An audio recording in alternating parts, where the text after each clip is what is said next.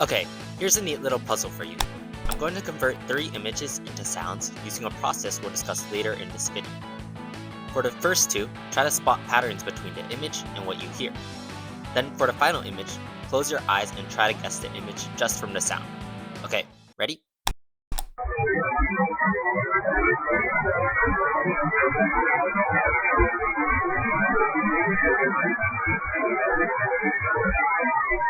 Here's 2.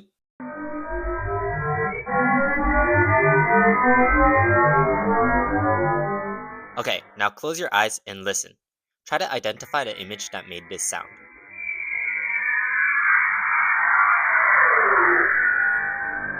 Did you get it? If you did, I think that's a testament to how adaptable our brains are. And if not, well, don't worry, I tried this myself, and I couldn't do it either, so we're in the same boat. Anyways, in today's video, we'll explore 2 of the most common ways to convert visual data into sounds. By doing so, we can help the visually impaired understand content that they might never otherwise experience. There's also artistic reasons why we might want images to sound. Famously, Minecraft cave sounds look like a creeper face. But more than anything, I am, and if you clicked on this video, probably you are too, just curious to know what an image sounds like. So let's get started. First of all, turning an image into audio is all about turning one representation of data into another. Images are usually represented by a 2-dimensional array of numbers. In this matrix, the 2 indexes represent the position of a pixel, and each element in the array represents the brightness of the pixel. On the other hand, most representation of audio are 1D. For example, one way to represent audio using a 1D array is to map each index to a frequency, and the value at that index to how much of the frequency is present. As we'll see later, this method also has the advantage that the image will produce a sound that doesn't vary over time. Another 1D way to represent audio is to map each index to time and each value to the pressure at that time. Even though this method is probably most popular, it's what you see on voice memos and a whole host of other apps, we won't discuss that method in this video because frankly, it's not very interesting. Though I'll leave some links in the description on this method. Now, you might see a problem trying to convert a 2D image array into a 1D audio list. I mean, how would you turn something that's 2D into 1D? This is what we'll explore in the second half of this video with Hilbert and space-filling curves. Luckily for us, there is a different data representation of audio that is already 2D, called the spectrogram. You may have seen these really pleasing videos of drawing out animals or some other images in music editors. In these editors, the y-axis represents the notes on a piano, and the x-axis represents what time the note is present. For example, this block right here shows us that between time 1 second and 3 seconds, we have the note C4. The spectrogram is a version of this, but instead of having specific notes on the y-axis, we have a continuous spectrum of frequencies. Every note has an analogous frequency, but the advantage of playing frequencies instead of notes is that we can now play sounds that fall between 2 notes. Since our spectrogram is 2D data, just like our image, we can use an image directly as a spectrogram.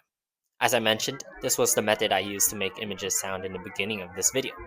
So let's listen to those images again with this newfound understanding.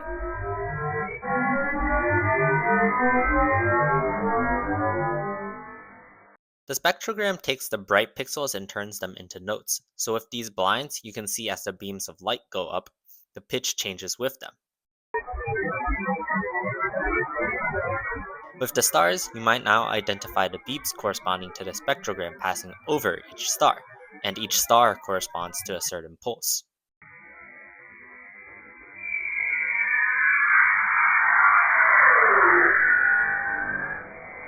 And finally, with the cat, you can hear as the spectrogram passes over the cat, it creates this envelope of sound that matches the shape of the cat.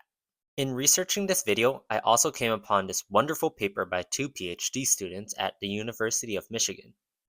Here's a spectrogram they made that sounds like bells while looking like bell towers.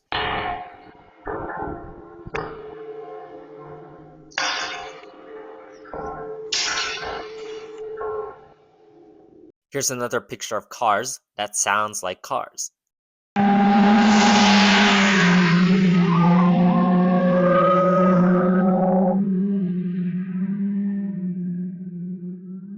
There's even a picture of cats that sounds like dogs barking.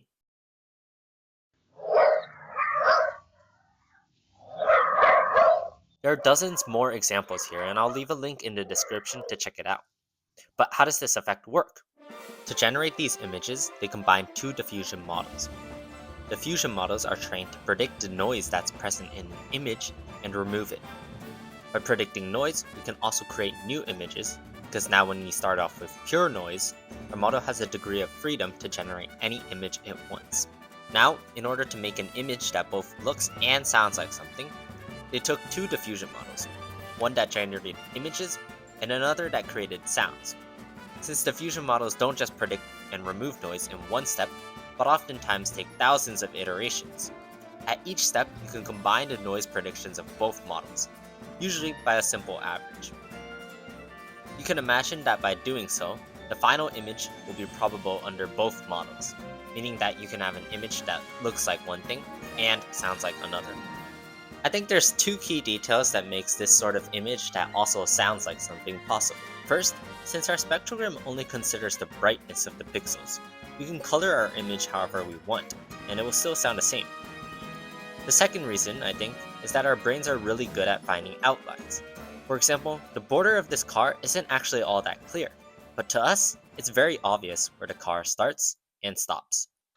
It's pretty cool to hear images through the spectrogram, but we now return to the problem of converting 2D images into 1D audio. As a quick refresher, our 1D array maps each index to a frequency, then combines these frequencies to produce a sound. For example, if the whole array was 0, except for the index corresponding to 440 Hz, we would hear the simple note A.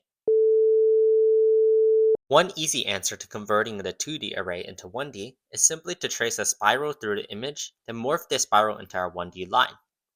When we listen to this image though, we run into some issues. On the left here I have an image of a rocket ship, and on the right I have the same image at a higher resolution. We should expect these two images to sound similar, yet they sound completely different.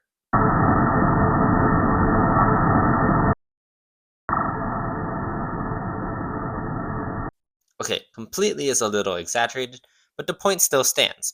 So what's going on here? Well, let's draw out our curves at different resolutions. In the top left box, I'll draw an image with 4 pixels. In the top right, I'll draw an image with 16, and in the bottom left, I'll draw it with 64. We'll label each pixel with a number that represents the order in which we should draw it out, and on the top left here, we just get this 1, 2, 3, 4 curve.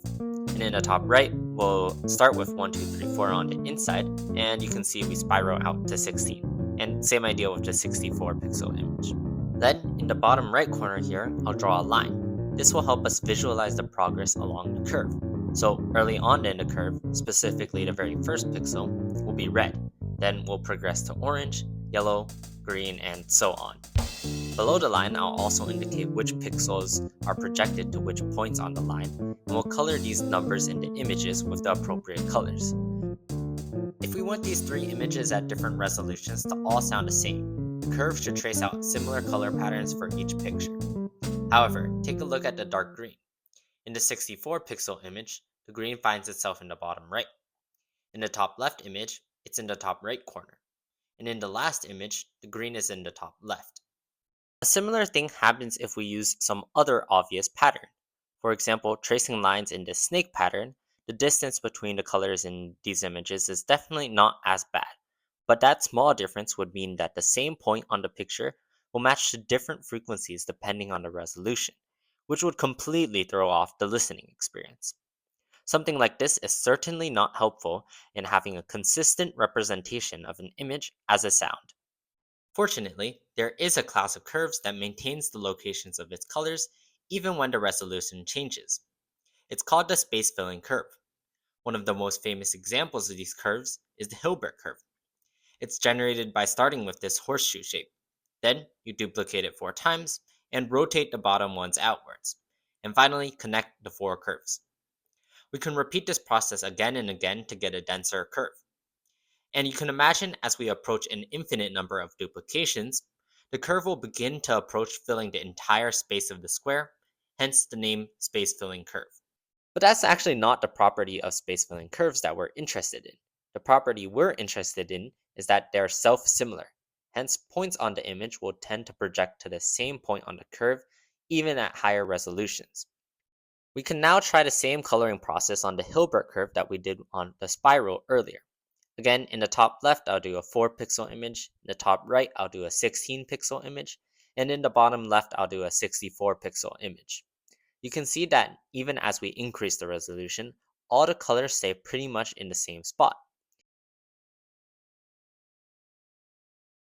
Playing around with this curve, we can see a few key reasons why it works. Looking into the overall structure, it always travels in the clockwise direction. Then, when we zoom in on each quadrant, the bottom two travel anti-clockwise while the top two remain clockwise. That's why when generating the Hilbert curve, we have to flip the bottom two quadrants in order to make sure they're anti-clockwise. Then, when we connect the curves, we follow the pattern of the original curve, going from bottom left to top right to bottom right. You might also see that we can kind of just deform the first order curve to look like the second order curve. So when we build the Hilbert curve, we're just bending the curve around. Meanwhile, with the snake and spiral patterns, there's no nice way to just deform the curve into the next version. Now, based on these observations, you might have been able to come up with a few rules to generate new space-filling curves. Here is the algorithm that I came up with. First, create some n by n grid. I'll make it 3 by 3. Then connect the grid with some path. Make sure the endpoints of the path are at adjacent corners. Here are the top left and the bottom left. It is possible to have them at opposite corners, but it doesn't always work. Next, duplicate your path n squared times. So in this case, 3 squared equals 9 times. Our goal will be to connect these patterns in the same manner as our original curve. So we'll rotate these patterns to make that possible, and then connect. Then we simply repeat this process. Now, as a side note, all of what I just showed you is modern work in the field of math called topology. But it doesn't even really feel like math, right? I highly recommend playing around with these curves and seeing if you can come up with a few more. Now that we've done the work of converting images from 2D to 1D, let's listen to a few images. And just as a reminder, our 1D array maps each index to a frequency and combines them to produce a sound. Okay, let's go.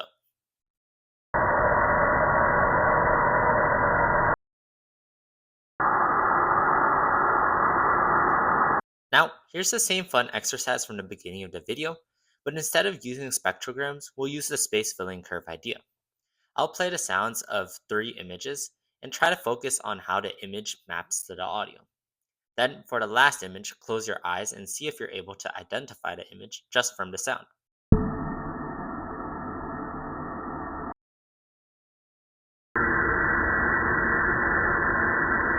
Okay, now here's the last image, so close your eyes and see if you can predict it. This exercise was certainly much harder than the first because we were trying to guess an image from just one sound instead of a range of sounds. So, if you were able to guess the image, well done. But I think this type of sonification could also be much more powerful in truly being representative of an image because it is just one sound. So, finally, let's try to answer the question, what does an image sound like? Well, today we explored some pretty neat ways to turn images into sounds. And I think what it showed us is that an image can sound like anything you want it to. It just depends on the purpose. If you want to hide an image in your audio, maybe the diffusion model in the spectrogram would be the best option. If you're trying to help the blind hear images, maybe our space filling curves are the best option. There's also tons of ways to sonify images that I didn't cover in this video.